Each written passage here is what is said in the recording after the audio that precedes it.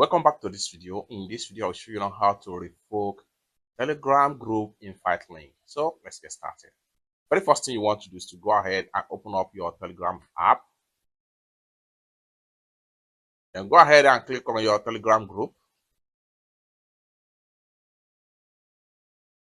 Go ahead and click on the Telegram name from the top corner.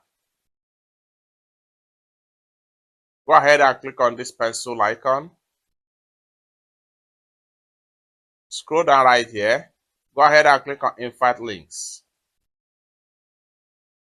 Go ahead and click on these three dots right here. Then go ahead and click on revoke link. Once you revoke the link, nobody will be able to join the link any longer into that particular Telegram group. It's as simple as that. For more tutorial tips and tricks on how best to use your Telegram channel or group, consider to subscribe. Thank you so much for watching, and I hope to see you in my next video. Bye for now.